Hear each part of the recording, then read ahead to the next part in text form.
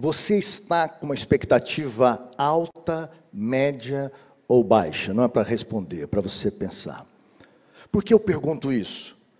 Porque em Deus, você recebe a medida da expectativa que você tem.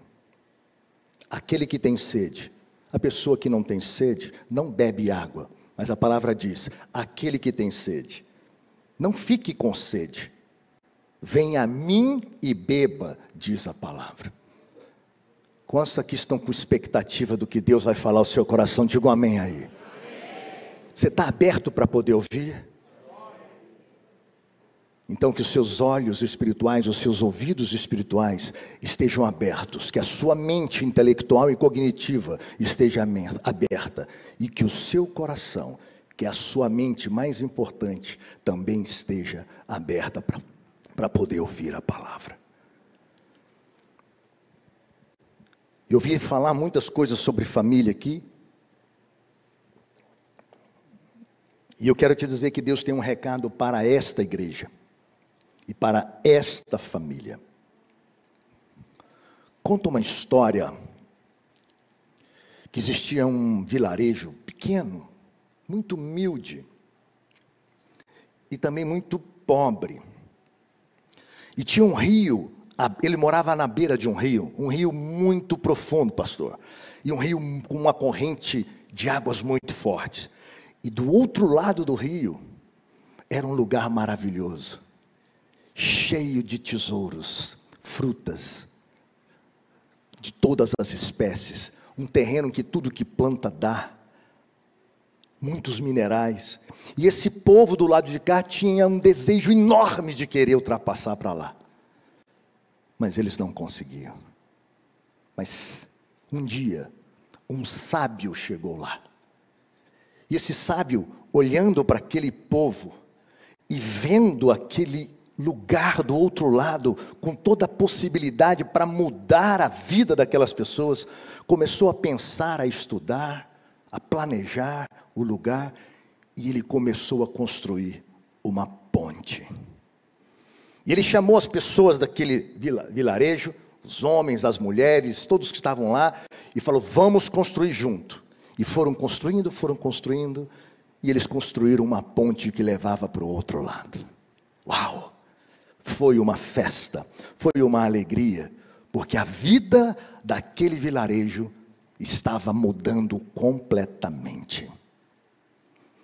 O sábio, quando terminou, quando vai cortar a fita de inauguração da ponte, ele chama todo mundo do vilarejo e diz: prestem atenção, esta ponte levará vocês para um lugar aonde a vida de vocês será totalmente transformada. Entendam o valor dessa ponte, compreendam a importância dessa ponte para vocês. Nunca se esqueçam. E o sábio foi embora, e aquele vilarejo começou a progredir muito, muito, muito, muito.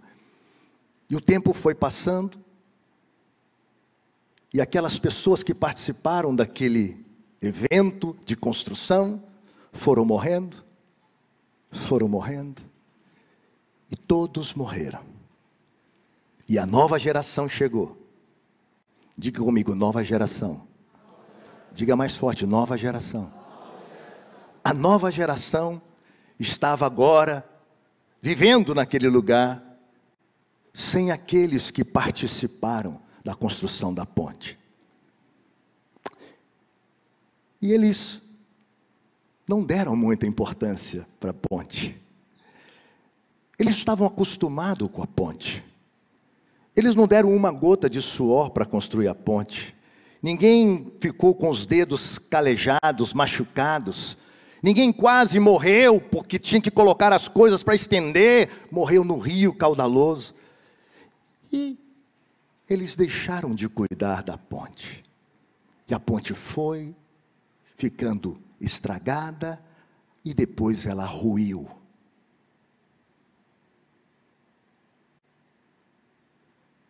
De quem é a culpa da ponte ruir? De quem é a culpa? é uma pergunta para vocês. De quem é a culpa? Da nova geração? Ou da geração anterior, que não soube explicar o valor e a importância da ponte? É natural que a primeira coisa que alguns pensem é: esse pessoal novo é assim mesmo, não dá valor nas coisas, não cuida de nada. Tudo bem, eles têm também uma responsabilidade. Mas deixa eu te dizer uma coisa, e eu quero que você olhe para mim nesse congresso de família. A nossa geração é responsável por colocar um patamar mínimo para que a próxima geração comece nele. Nós temos uma responsabilidade de que a nossa próxima geração começa de onde nós paramos, seja aonde você parou.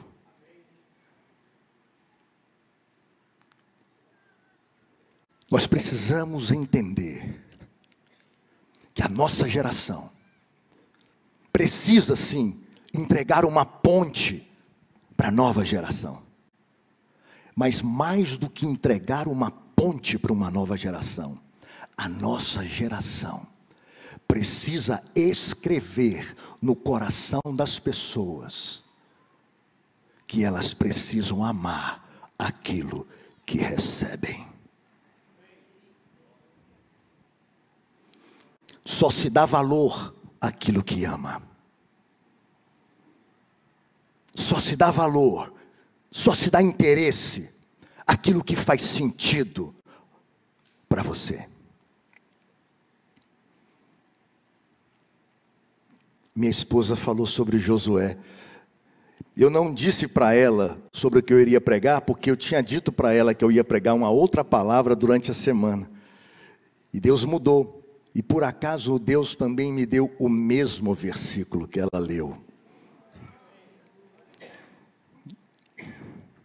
Josué foi um dos grandes líderes.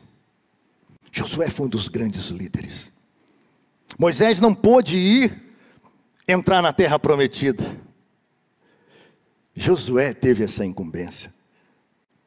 Moisés chegou para o Senhor e falou: Senhor, deixa eu entrar. Falou: vem cá, sobe aqui, vem aqui nesse monte. Olha, vou deixar você ver, mas entrar você não vai. Olhou?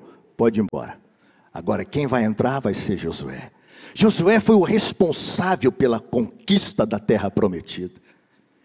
Uma bênção, pastora. Maravilhoso. Josué era um líder muito, muito, muito importante.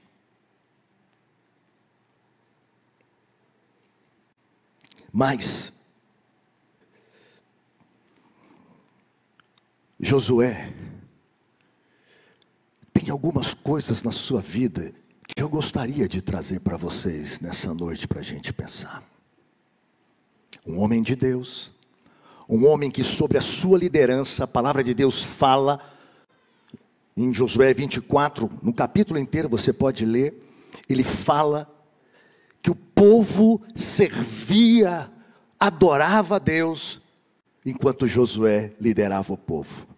E não somente ele, mas os líderes, diz a palavra, os líderes que sobrevieram a Josué, que viram o que Deus fez a eles, que viu a travessia do Jordão, que viu a queda das muralhas, que viu a conquista da terra prometida, esses líderes, que vieram depois de Josué, enquanto lideravam, o povo adorava ao Senhor. Mas tem uma coisa que me deixou curioso, porque eu queria falar para vocês sobre a família de Josué.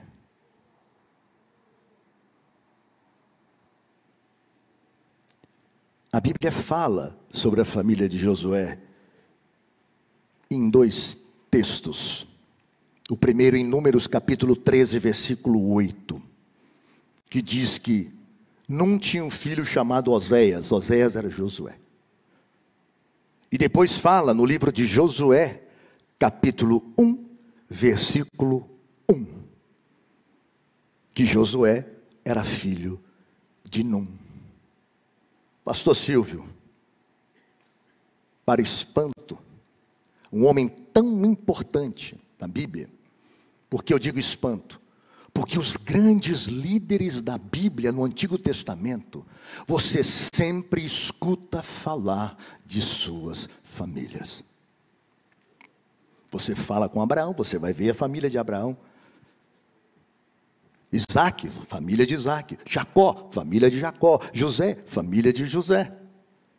Moisés, família de Moisés. Mas quando chega em Josué, preste atenção, a Bíblia silencia. Ela não fala sobre a esposa, ela não fala sobre filhos, ela faz um silêncio. E esse silêncio, confesso a vocês, me incomodou profundamente. Eu perguntei a Deus, Senhor, mas que é isso? Porque Deus é Deus de família. Deus é um Deus de família. Tudo que Ele faz, a família está envolvida. A grande obra de Deus na criação, houve a junção da própria família. Façamos, por exemplo, o homem. Eles estavam juntos em família, Deus Pai, Filho e Espírito Santo. A grande obra da vinda de Cristo foi o envio de seu Filho, família. O que nos aguarda no último capítulo, penúltimo capítulo e último capítulo de Apocalipse, no final da palavra do Senhor, é a vinda da cidade santa, a vinda do noivo para encontrar com a noiva, família. Mas a família de Josué, por que não é falado? E tem um motivo para isso.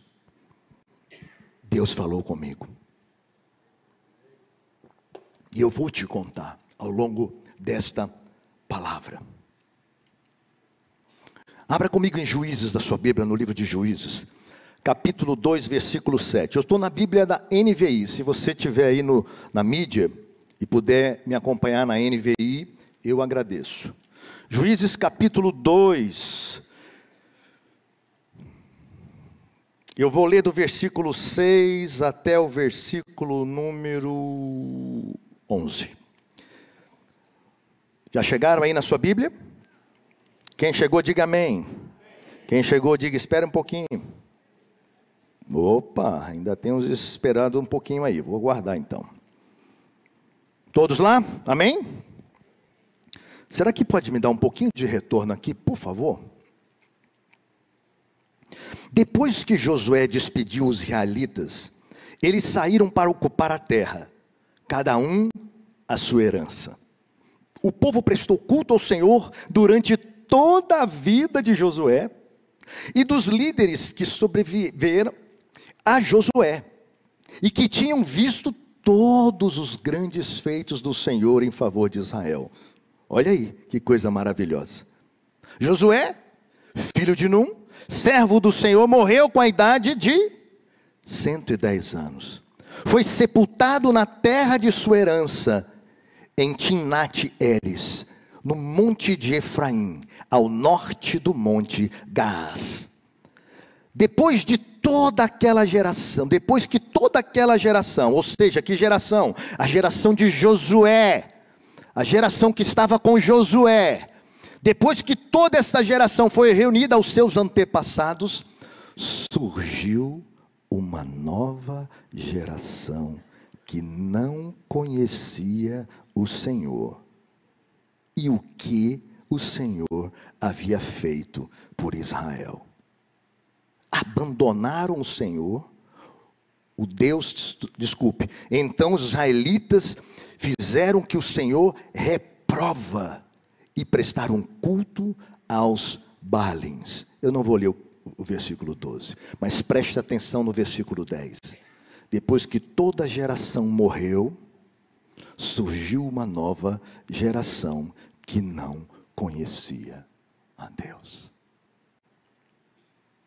A família de Josué não conhecia a Deus. Isso é muito forte, irmãos. Eu estou falando de um líder que conduziu o povo de Deus. Mas a Bíblia diz que depois dessa geração, não, ali está dizendo, olha, a nova geração que surgiu não conhecia o Senhor, o que Ele havia feito por Israel. Como eu disse, eu quero que você preste atenção nisso, que é uma palavra de Deus para vocês. Não basta construir a ponte, não basta levar o povo para a terra prometida, pastor. É preciso colocar a terra prometida dentro do povo.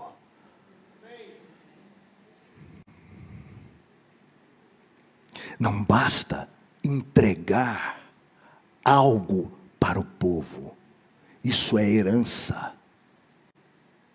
Isso é herança. Eu sei que todos nós gostaríamos de deixar herança e deveríamos deixar herança para os nossos filhos e netos. Deveríamos, porque eu disse, eles têm que partir da onde você termina.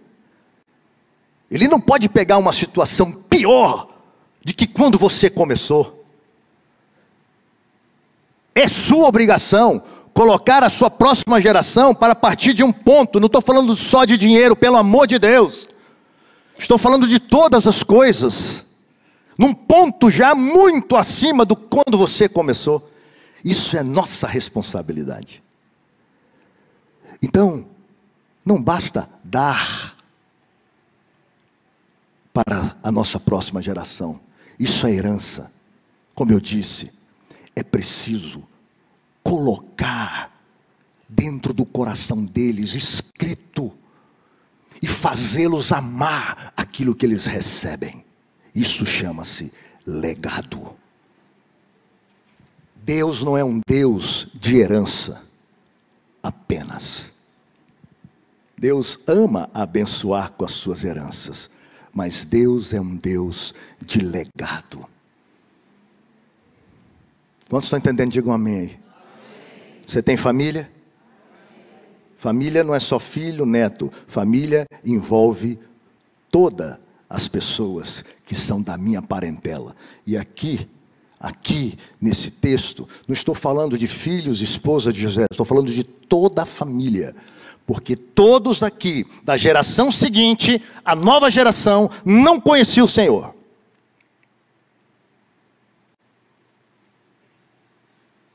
Por que eles não conheciam o Senhor?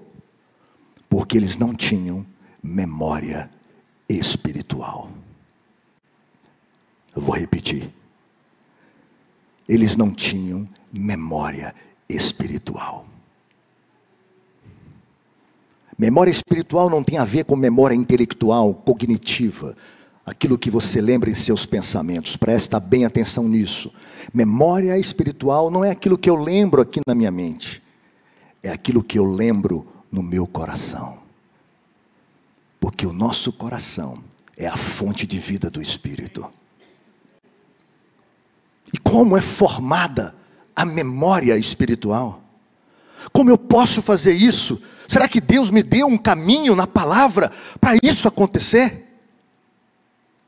Abra sua Bíblia em Deuteronômio capítulo 6.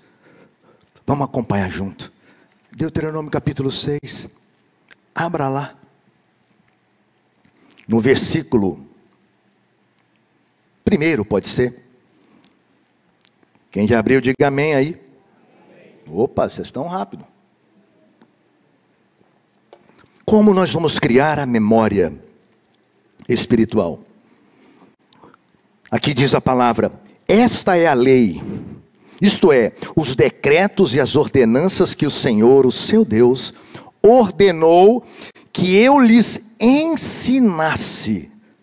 Olha o que está dizendo Moisés aqui. Essa aqui é a lei. Esses aqui são os decretos, as ordenanças que o Senhor, o seu Deus, ordenou a mim, Moisés dizendo, que eu lhes ensinasse. Para quê, gente? Para que vocês os cumpram na terra para o qual estão indo, para dela tomar posse. Versículo 2, preste atenção.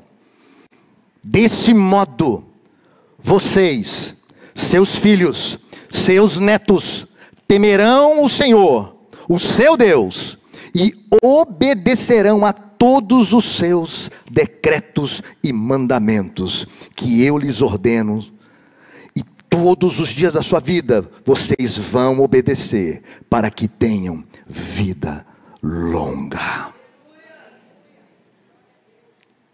Uau! Isso é memória espiritual. Deus ensinando por meio de Moisés que nós precisamos ensinar para a nossa nova geração os seus valores, os seus princípios, a sua cultura, a sua regra social. A Bíblia não é um livro religioso, é um livro ético, é um livro social, é um livro cultural, é um livro espiritual, sim.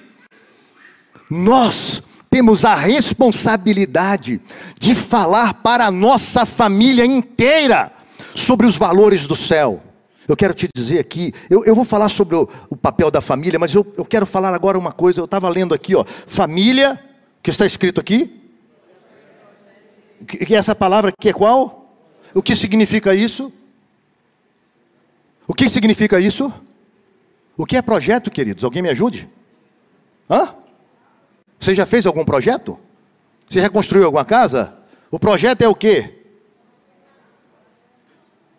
Deixa eu te dizer, sem falar, não estou falando mal da palavra, mas eu quero que vocês entendam. A família não é um projeto, foi. A família foi um projeto quando ela não existia. E Deus a criou antes do homem pecar.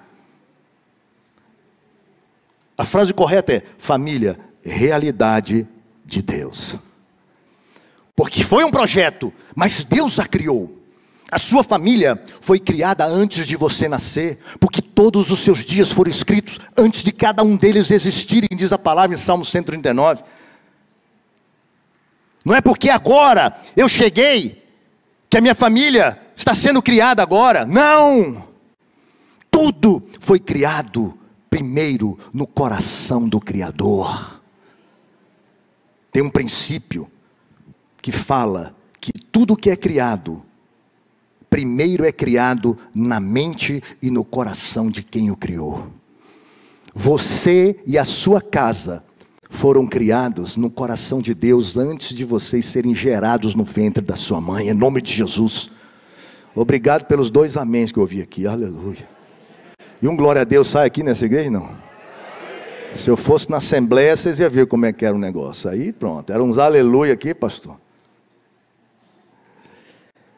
Agora acompanhe comigo.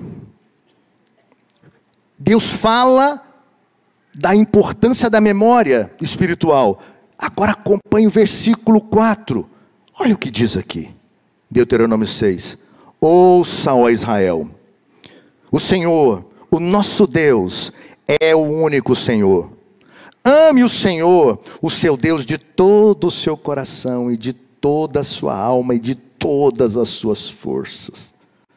Preste atenção, preste atenção. Que todas essas palavras que hoje lhe ordeno estejam aonde? Estejam aonde? Não é na mente. Presta atenção, igreja. Conhecer intelectualmente algo é diferente de ter uma experiência espiritual com esse algo. O que Moisés estava dizendo é: eu não quero que vocês lembrem porque aprenderam e está aqui na cabeça de vocês. Eu quero que saia do seu cérebro, da sua mente, e desça para o seu coração, porque Provérbios 4:23 fala que o nosso coração é de lá que são geradas as fontes da vida. É preciso que vocês entendam, não aqui, mas entendam aqui. Toda vez que a Bíblia fala sobre coração, ela fala sobre o Espírito. É preciso entender as coisas de Deus com o Espírito. A memória espiritual não existe na sua cabeça. É acessada não pelos seus pensamentos, é acessada pela mente de Cristo que você tem. Amém, igreja? Continua, versículo 7. E agora vem como gerar uma memória espiritual. Se você está anotando, anote. Como é que eu vou gerar essa memória espiritual, pastor? Olha o que diz aqui. Ensine esses valores, esses princípios, a palavra, com persistência. Ensine com persistência aos seus filhos. Agora preste atenção. Converse sobre elas quando estiver sentado em casa. Converse sobre elas quando você estiver andando pelo caminho. Converse sobre elas quando você se deitar. Converse sobre elas quando você levantar. Amarre-as como um sinal nos braços. Prenda essas palavras nas testas. Escreva essas palavras nos batentes da porta da sua casa e em seus portões. Eita glória! A memória espiritual é formada primeiramente por persistência. O que é persistência? É uma ação continuada, que ela é repetida, pacientemente, com determinação, intencionalidade. E que se houver obstáculo, você não vai retroagir, você vai continuar. Isso é ser persistente. É não terminar enquanto não chegar o fim. Deus não pode contar com aqueles que começam e não terminam o que começam. Começa um curso, para o curso. Começa a fazer um negócio lá de ginástica, para a ginástica, pastor. Isso não tem a ver só com religião, tem a ver com vida. Viver Cristo não é um ato religioso, é um estilo de vida. Aqui está sendo claro, você precisa ser persistente, vai ser difícil. A pastora estava dizendo aqui do filho que às vezes não é aquele filho que está na igreja, é aquele que está fora. E é aquele que está fora que às vezes precisa da sua maior atenção. Não o que está dentro de casa, que está na igreja. Não que você vai abandoná-lo, não, mas é porque você precisa, como o pai do filho pródigo fez quando ele voltou. Ele deu tudo para ele, falou, está aqui meu filho, volta. Ele falou, mas pai, você está tirando de mim o filho mais velho. Fala, meu filho, você não está entendendo, ele estava perdido, agora ele voltou. A alegria agora é completa. Persistência. Persistência, fala de ensinar, quando você deita, quando você levanta, quando você senta, quando você caminha. Sabe o que fala disso? Fala de vida diária. Se você quer que a sua família, seja conhecida, como se fosse no versículo da Bíblia dizendo assim, Rafael e Bete foram reunidos aos seus antepassados, e a família deles continua servindo ao Senhor. Se você quer isso na sua vida, a responsabilidade primária é nossa. É nossa. Você precisa dedicar tempo de qualidade para a sua nova geração. Vou te dar um exemplo na minha casa. O que eu fazia quando meus filhos eram menores? Eu procurava almoçar todos os dias na minha casa, porque era nessa hora que eu sentava com eles ali e perguntava do colégio, perguntava do que eles estavam pensando sobre a vida, o que eles queriam fazer. Era ali que eu discipulava os meus filhos, ensinava para eles, colocava a palavra, colocava louvor, eles estavam juntos. Coloque a palavra de Deus na tua casa. Tenha tempo de qualidade com seus filhos, e não precisa ser somente com os filhos, com seus parentes, aqueles que estão distantes. Por quê, queridos? Eu vou te dizer por quê. Porque você recebeu tanto que você precisa doar. Porque Deus vai te cobrar. No céu não vai ter sacola, não vai ter baú, não vai ter banco para você guardar nada. Se você quiser chegar com os bolsos cheios, não estou falando de dinheiro, entenda o que eu estou dizendo. Ai, mas eu estou muito espiritual. Eu tenho plena convicção que vai chegar uma hora que Deus vai te perguntar: e a Maria? Não, mas Senhor, mas a Maria não queria nada. Ela não queria nada, eu tentei quantas vezes, Senhor? Você desistiu. Na hora que você desistiu, era aquele momento que eu estava preparando para ela poder vir. E o José, José, Senhor, aquele cachaceiro, pelo amor de Deus, como é que eu nem precisava para pregar a palavra, só vivia cheio de cachaça? Quantas vezes você ficou de madrugada orando por ele? Quantas vezes você sentou do lado no boteco com ele, sem beber, mas ficava ali para demonstrar amor, até ele falar: tu fica todo dia aqui comigo, rapaz? A tua família é tua responsabilidade. Não estou falando do teu esposo, não estou falando dos seus filhos, não estou falando dos seus netos, eu estou falando da sua família. Queridos, ensina. Vamos parar de ser religioso. Vamos parar de achar que a gente vem para a igreja aqui no domingo e nós está tudo bem com a gente, nós vamos para o céu. Deus não quer te levar para o céu, irmão. Ei, pastor, agora você pulou o corguinho. Não quer não. Deus está trazendo o céu para a terra, irmão. Leia a Bíblia. Se Deus quisesse levar você para o céu, no dia que você convertesse, Ele já te levaria direto, irmão.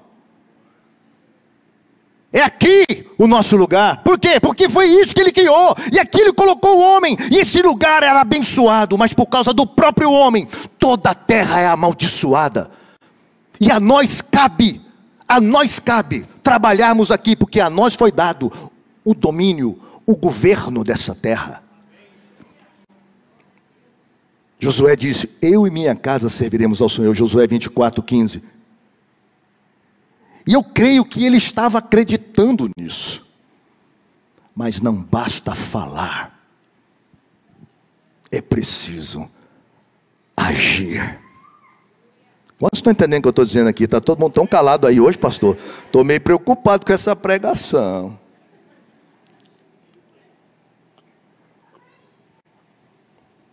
Alguém falou alguma coisa sobre o cenário que nós estamos vivendo? Realmente é um cenário muito complexo. A Bíblia fala que o mundo jaz no maligno. E o mundo jaz no maligno desde Gênesis capítulo 3, do versículo 1 até o versículo 7. Você começa a ver esse panorama. E a Bíblia jaz no maligno. Então não é nenhuma novidade, irmão, achar que nós estamos num mundo deturpado, com valores quebrados. É isso mesmo. Sempre esteve, desde Gênesis capítulo 3. E esse é um dos papéis dos filhos de Deus, das famílias de Deus. A Bíblia fala que nós somos o sal. Você sabe para que serve o sal? O sal serve basicamente para duas coisas principais: para preservar e para dar sabor. Eu quero falar sobre o sabor. Nós, querido, fomos chamados como família para dar sabor à terra, para dar sabor à nossa família. Você sabe que na minha família, a nossa casa é o lugar aonde as pessoas vão buscar um aroma agradável, um alimento saboroso, um lugar de descanso. Por quê? Porque a família dos filhos de Deus é um pedaço do céu na terra. Quantos estão entendendo? Digam amém aí.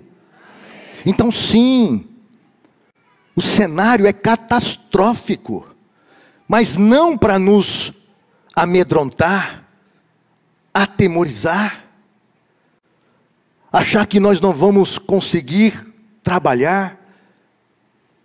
Mas o cenário está assim. Por exemplo, é muito claro hoje como a força da informação, ela está tão forte como não era antes, que ela traz uma enxurrada de coisa esquisita. As nossas novas gerações, nós temos que ter muito mais afinco para poder colocar na mente deles a verdade, para eles poderem sustentar nesse mundo tão esquisito. Eu digo esquisito mesmo. É um mundo que a estrutura familiar está sendo destruída, deturpada.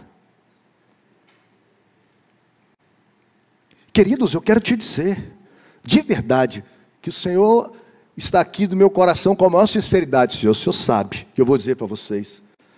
Se todo mundo que diz que é crente nesse mundo fosse crente, não estava assim não, irmão. Estava não. Rapaz, se essa quantidade de evangélico que tem aí, porque diz que é evangélico, não sei se eu já contei para vocês uma vez que eu fui num shopping, eu estava experimentando uma roupa, e aonde eu vou, eu preciso abençoar as pessoas. Eu comecei a falar, já comecei, o rapaz pegou, começou a conversar, você é pastor, que benção também. Eu também sou evangélico. Eu falei, como?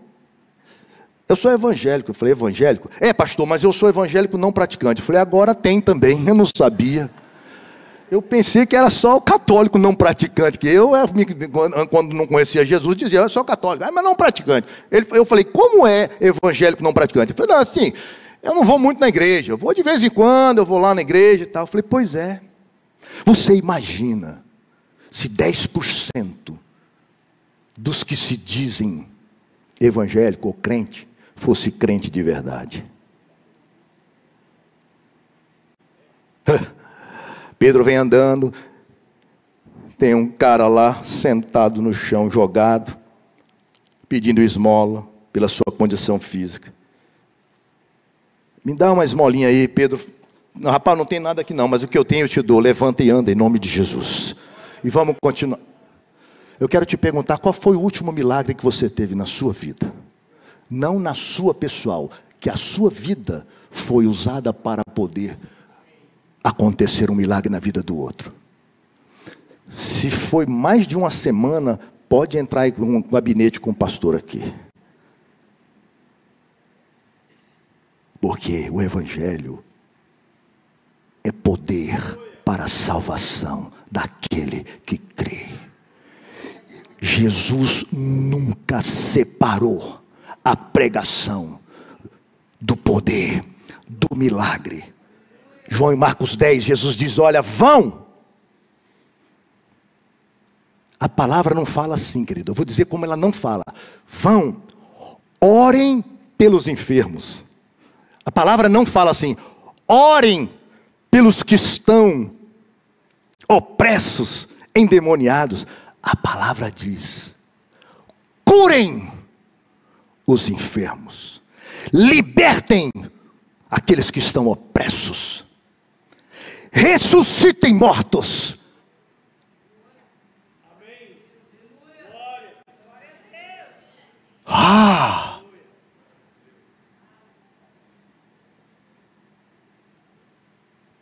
Eu acho que nós estamos amortecidos com o evangelho. Família é a embaixada do reino de Deus na terra.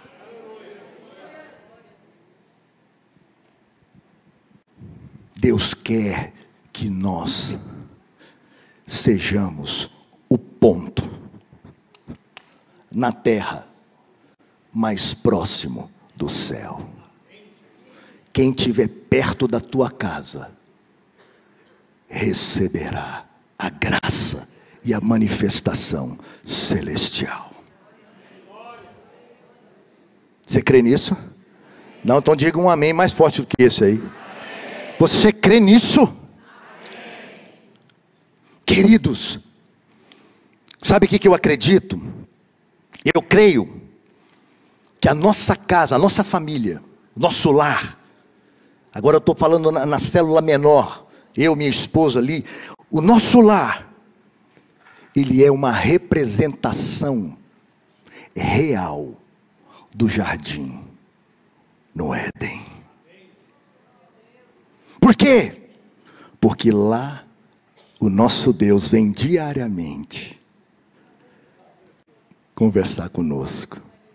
Lá os alimentos brotam. Nós somos alimentados pela graça dele todos os dias. Lá a presença do Altíssimo é real. E se você ama a sua família, se você ama a sua família, pense numa pessoa agora, da sua família, que está distante, talvez nunca ouviu ou nunca teve uma experiência com Jesus. Pense, se você ama essa pessoa, pensou nela aí? Sim ou não? Pensou? Se você ama,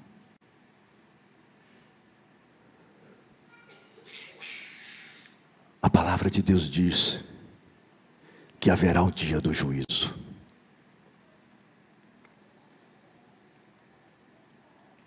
E se essa pessoa que você diz que ama não estiver com o Senhor, ela não estará com o Senhor eternamente. E se você diz que ama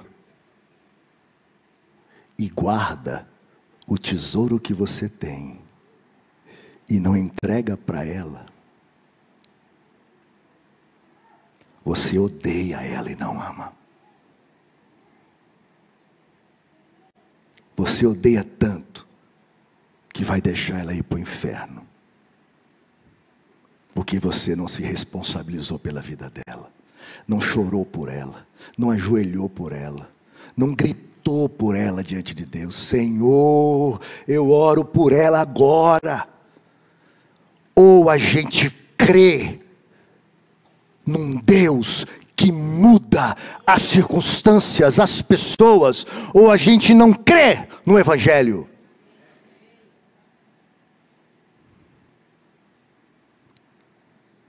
Qual o papel das famílias? Esse mundo tão perdido, cheio de influências que nós estamos vivendo, está difícil. Como eu disse, está tudo já colocado dentro de um contexto único. Esses dias eu estava assistindo um desenho animado, que eu estava, meus netos chegam em casa, que assistiram o desenho, e falou para mim, tem 2 aninhos ele, e o outro de 4. Aí ele falou: vovô, coloca o Jurassic World. Eu falei: o que é isso aí? É o desenho do dinossauro. Eu falei: desenho do dinossauro, tá tudo tranquilo, vamos ver o dinossauro. Coloquei o dinossauro e liguei lá, desenho. Daqui a pouco eu olho para a televisão, tinha uma menina acariciando outra menina. Quando eu prestei atenção, a menina era a namorada da outra menina, e ela já ia dar um beijo, eu corri no controle remoto e paf! Falei: meu Deus, desenho do dinossauro! Então eu entendo, querido, o mundo está no maligno. Mas deixa eu te dizer uma coisa, o de 2 anos não está na escola ainda, pastor, mas o de 4 está. Eu não vou poder ter o controle remoto da cabeça dele o tempo inteiro. E aí, o que a gente faz? Deuteronômio capítulo 6. Deuteronômio capítulo 6. Por quê? Porque eu preciso povoar a mente da minha família com as verdades celestiais. Filipenses 4:8 diz assim: Tudo que for verdadeiro, tudo que for puro, tudo que for justo, se alguma virtude há, se boa fama existe, pensem, pensem, pensem, pensem, pensem nessas coisas. É o nosso papel, querido, inculcar os nossos filhos com a verdade, inculcar a nossa família com a verdade, inculcar aquele primo com a verdade, aquela tia com a verdade. É nosso papel. Não cansem, não desistam, não regridam. Tenha convicção, vale a pena, vale a pena.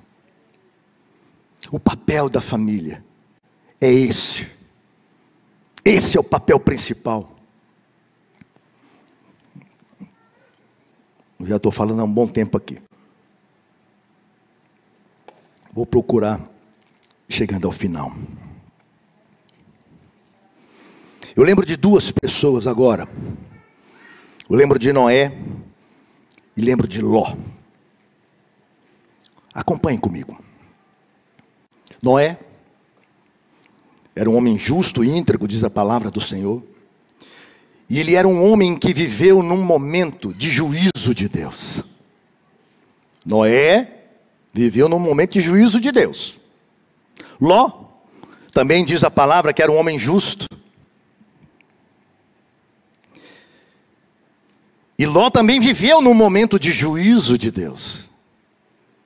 Então, os dois, tanto Noé quanto Jó, viveram no momento em que Deus exerceria justiça na terra. Isso me remete a uma coisa. Eu olho Ló e olho Noé e penso na nossa família. Por quê? Porque tanto Noé quanto Ló foram orientados que no dia do juízo salvassem as suas famílias. Presta atenção. Noé constrói uma arca e entra você, sua esposa, os seus 3 filhos e as mulheres dos seus filhos. Olha para mim. Noé não construiu uma arca para salvar o mundo. Noé construiu uma arca para salvar a família dele. Ló, Sodoma e Gomorra, naquela situação terrível de corrupção humana, os anjos chegam a ele e dizem: meu amigão, tem mais alguém nessa cidade? Os anjos falaram para ele: tem mais alguém nessa cidade? Filho, filha, genro, nora. E os anjos falaram uma palavra interessante. Eles disseram: tem mais algum parente? Você quer saber onde está isso? Abre a sua Bíblia em Gênesis capítulo 19. Abre aí, Gênesis capítulo 19, versículo 12. Acompanha comigo lá. Acho que é importante vocês verem isso, que é importante. Gênesis 19. Eu vou abrir aqui também junto. Olha o que diz aqui no versículo 12. Quem já abriu, diga amém. Os 2 homens perguntaram a Ló, os homens, os anjos: você tem mais alguém na cidade? Genros, filhas ou filhos, ou qualquer outro parente? A intenção do livramento no dia do juízo é com a família, querido. Se nessa noite nós não entendermos isto, a nossa responsabilidade, olha para mim, você é responsável no processo de salvação da sua família. Ah, Jesus já morreu, já fez. Sim, Jesus fez, isso mesmo, querido. Mas Jesus colocou você dentro de uma família para que você seja um lugar aonde a sua família encontre a verdade que vai transformar a vida dela. Posso ouvir um aleluia aí, pelo menos? Portanto, Noé e Ló estavam ali, os dois no momento de juízo. Isso fala do juízo final e fala de cada um de nós com a nossa família, e que nós devemos estar preparados ou para colocar dentro da arca ou para sair daquela cidade. Mas pastor, o que mais me chamou a atenção? Estava lendo Agostinho de Hipona, e ele fala sobre Noé e fala sobre Ló. E a leitura dele me trouxe algo muito especial, que eu não tinha percebido naquela época. Ló era um homem justo. Abre 2 Pedro. 2 Pedro, quero mostrar a Bíblia para você. 2 Pedro, capítulo 2, versículo 5. Olha o que diz aí.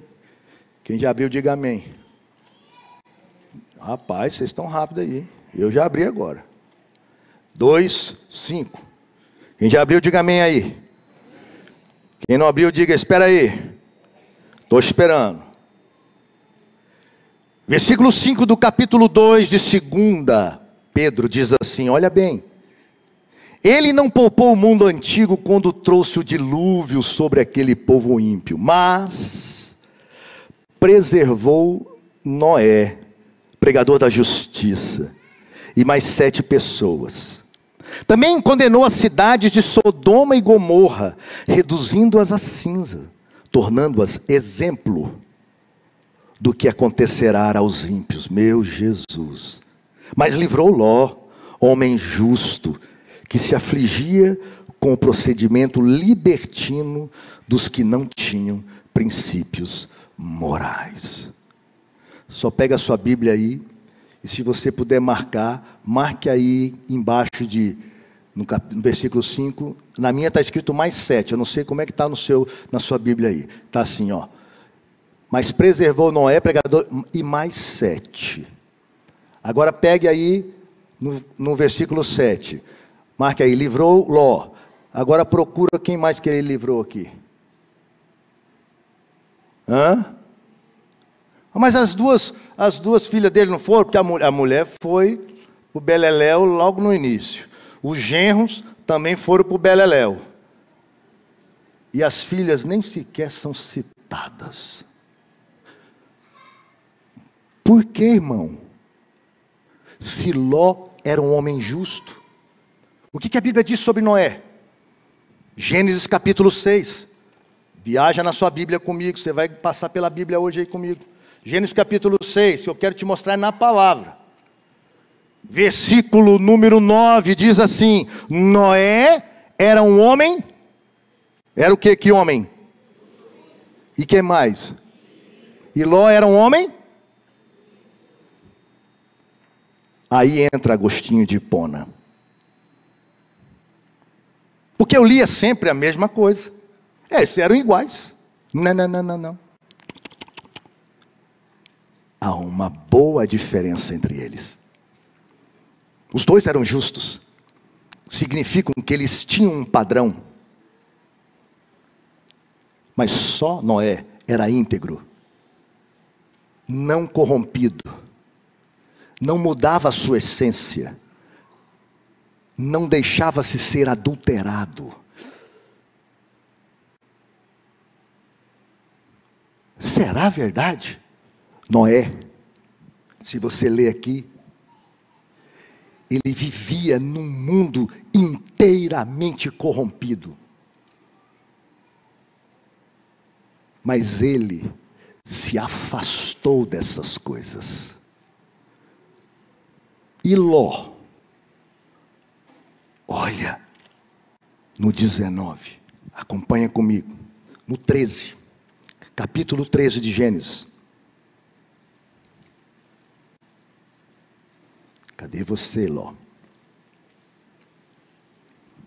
Versículo número 12. 13 e 12. Olha a diferença aqui, queridos. Abraão ficou na terra de a prometida, hein? Mas Ló mudou para onde? ele mudou primeiro para um lugar próximo. Não queria muito esforço. Vou ficar no lugar próximo. Ele foi para onde? Sodoma e Gomorra. Próximo de Sodoma e Gomorra. Agora preste atenção. No próximo versículo, irmão. Ora, os homens de Sodoma eram extremamente perversos e pecadores contra o Senhor. Ló, apesar de ser justo, se aproximava do ambiente do pecado. A sua casa pode ser justa, mas se a sua casa estiver à beira de Sodoma e Gomorra, é possível que mesmo você sendo justo, a sua família não terá o discernimento da realidade espiritual. 19. Vai lá comigo. 19, Gênesis 19. Olha, os anjos falando para ele no versículo 12, eu mostrei para vocês. Aí no versículo 13, os anjos falam: porque estamos para destruir este lugar. As acusações feitas ao Senhor contra este povo são tantas, que Ele nos enviou para destruir a cidade. Então Ló, ouvindo isso, foi falar com seus genros, os quais iam casar-se com suas filhas, e lhes disse: saiam imediatamente desse lugar. Ló dizendo: sai imediatamente desse lugar, porque o Senhor está para destruir a cidade. Mas eles pensaram que ele estava brincando. Ao raiar do dia, os anjos insistiam com Ló, dizendo: depressa, rapaz, leve daqui sua mulher, suas 2 filhas, ou vocês também serão mortos quando a cidade for castigada. Tendo hesitado, os homens agarraram pela mão Ló, como também a mulher dele, as 2 filhas, os tiraram dali à força e deixaram fora da cidade, porque o Senhor teve misericórdia dele. Pastor, uma família da igreja que vive à beira de um ambiente pecaminoso pode ser uma família abençoada aqui dentro, mas ela fica embotada em seus pensamentos. Ló não conseguia discernir o que os anjos estavam falando. É depressa, rapaz. Ele vai falar com os genros dele, eu não sei como é que ele falou, mas eu quero te dizer o seguinte: quando ele falou, os caras começaram: para com ele, ele é brincadeira, né? Ele falou de uma forma que eles pensaram que era brincadeira. Ló não colocou a ênfase que era necessário. E pior do que isso, pastor, sabe o que a Bíblia diz? Que os anjos voltaram o cara foi dormir, gente. O cara foi dormir depois que os anjos falaram para ele: nós vamos destruir a cidade. Ele falou: vou tirar um cochilo, amanhã de manhã eu penso nessa situação. Não está entendendo. Gente, uma família que brinca nas proximidades do ambiente demoníaco perde a capacidade do discernimento. Levar para dentro da sua casa Sodoma e Gomorra, mesmo sendo crente, pode fazer com que os seus filhos, os seus netos, os seus parentes percam a sensibilidade da fé que eles podem até ter. E o cara dormiu, acordou de manhã, os anjos falam com ele: rapaz, depressa. Ele depois: deixa eu tomar um café primeiro, vamos tomar um cafezinho primeiro, sente aqui. E a palavra diz que o anjo pega ele pela mão. Imagina a cena: vamos embora, rapaz. Sai puxando ele, sai puxando a mulher, sai puxando todo mundo. Por isso a Bíblia diz que só Ló, e por isso a Bíblia diz que Noé, porque Noé foi um cara que ouviu Deus falar para ele um absurdo do ponto de vista natural e lógico: você vai construir uma arca aqui na terra. E pode construir aí, nesse lugar aí mesmo, nessa terra, não é na água não. Constrói uma arca aqui, bem grande, porque vai cair uma chuva. Alguns teólogos dizem, são os fenômenos que eles dizem que não existia chuva ainda. Alguns teólogos dizem, outros não. Mas imagina que não tivesse chuva, que era somente o orvalho que estava na terra, como diz Gênesis capítulo 2. Noé era maluco, pastor. Mas nunca tinha caído uma chuva, se fosse o caso. Ele ia construir um barco na terra, porque a terra ia encher de água. Pois Noé nem titubeou, nem perguntou, não foi tomar cafezinho, não foi dormir, porque ele estava separado, ele era íntegro, não era contaminado, ele não deixou se contaminar. Isso fez toda a diferença para Noé, mas fez toda a diferença para a família de Noé. Hoje, se você está sentado aqui, foi porque Noé obedeceu.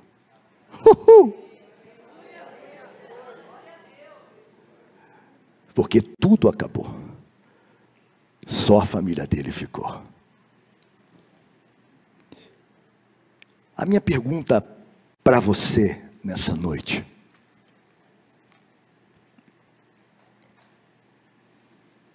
é o quanto a gente ama mesmo a nossa família.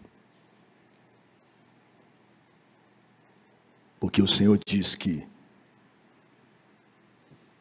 se você diz que me ama, eu que você não pode ver, e não ama aqueles que estão próximos de você, que você vê, você não me ama.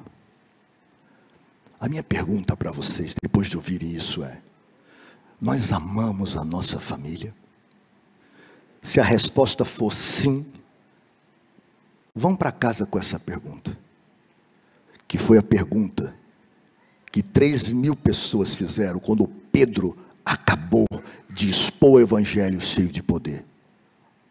Eles fizeram a seguinte pergunta: que faremos, irmãos? Se você ama, vai para casa com essa pergunta: o que farei com aquela pessoa que eu pensei aqui? Que farei com a minha família? O que farei? Se formos embora para casa e amanhã continuarmos a nossa vida do jeito que está, tudo bem. Mas se um de vocês decidir mudar essa situação, eu tenho plena convicção que o Senhor ficará extremamente feliz com você.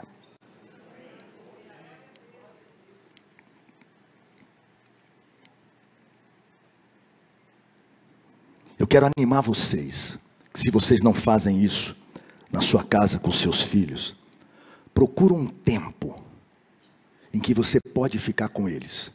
Seja no almoço, seja no jantar, seja no café da manhã, não importa. Procura um tempo, que seja pouco, mas que seja denso. Que seja rápido, mas que seja transformador. Para que você ensine os valores. Às vezes você não vai pegar a Bíblia nesse momento. Eu lembro um dia que o meu filho pequeno, eu estava andando com ele num lugar e ele achou um dinheiro no chão. E ele queria ficar com o dinheiro. E eu fiz ele ir no primeiro guardinha que tinha lá para devolver o dinheiro. E ele falou: poxa pai, não tem nada a ver isso aqui. Não é de ninguém, estava no chão, achado. Não é? Perdi. É estranho, como é que é? Como é? É isso. Como é que é? Não, tem um final da frase. Achado não é roubado. Quem perdeu é que é lascado. Foi essa frase que ele falou para mim. Mas ele falou lascado. Eu lembrei aqui agora. Você falou relaxado, né? Mas meu filho é desse tamanho assim. Ele falou: pai, que isso? Achado não é roubado. Quem perdeu é que é lascado. É que está lascado. Eu falei, não, vem cá, meu filho. Deixa eu te ensinar. Você acha que eu não pensei que aquele guarda ia ficar com dinheiro? Porque ele vai devolver para quem também? Mas a minha responsabilidade era com aquele pequeno ali. Porque se ele pega o que não é dele e se apodera dele, ele pode pegar qualquer coisa. A Bíblia é um livro ético. Então, pega um tempo para sentar com eles, para conversar, para perguntar. Sabe o que o meu neto hoje de 4 anos chegou para mim: vovô, vamos lá no seu escritório para a gente conversar? Falei, vamos. Você quer conversar sobre o quê? Não, eu quero conversar com o senhor. Aí eu sentei na minha poltrona, ele sentou na mesa à frente e falou, eu vou contar uma coisa para o senhor, vovô. Falei, pode falar. Você quer conversar sobre o quê? Não, eu quero conversar sobre o homem mau. Falei, já me interessou esse assunto. Que homem mau? Não, o homem mau que tem um revólver, que dá um tiro e sai um dardo que paralisa as pessoas. Eu falei, como é? Ele é um homem mau, que ele dá um tiro, aí bate o dardo nas pessoas, as pessoas ficam congeladas assim. Eu falei, é mesmo? Mas de onde vem esse homem mau? Ele falou, vem de uma cidade que está pegando fogo. Eu falei, eu esqueci o nome dela, vovô. Eu falei, o inferno. Ele falou, é. Eu falei, que legal. Mas e o que faz com essas pessoas que ficam paralisadas? Aí, vovô, quem chega perto delas e dá a mão, elas desparalisam. Eu falei, desparalisa? Como é que é? Fica aqui. Você então, vem aqui, eu vou dar o tiro em você, você fica paralisado. Pá! Aí eu encostei na mão dele, ele falou, pronto, eu já estou salvo. Eu falei, meu filho, que coisa tremenda. Quer dizer então que nós temos a responsabilidade de tocar nas pessoas que estão paralisadas. Você vai tocar nos seus amiguinhos. Quando eles estiverem tristes, quando eles estiverem com cabeça baixa, você vai colocar a mão neles, porque eles vão deixar de ser paralisados. É isso mesmo, vovô. 4 anos. Ensina o teu filho no caminho que ele deve andar enquanto for pequeno. E quando ele for grande, não se desviará dele.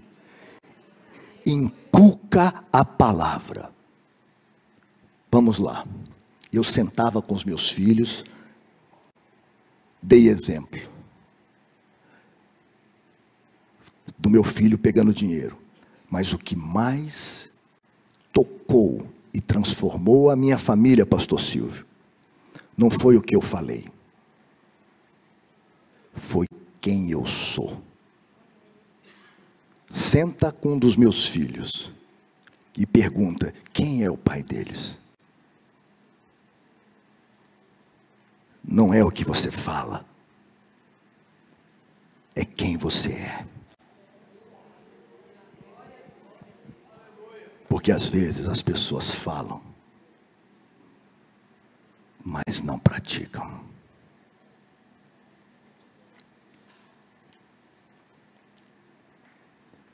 A sua casa e a sua família é um lugar em que a presença do Altíssimo habita ali. Vocês foram chamados para ser sal na terra. E aonde vocês estiverem, a presença do Altíssimo também estará ali.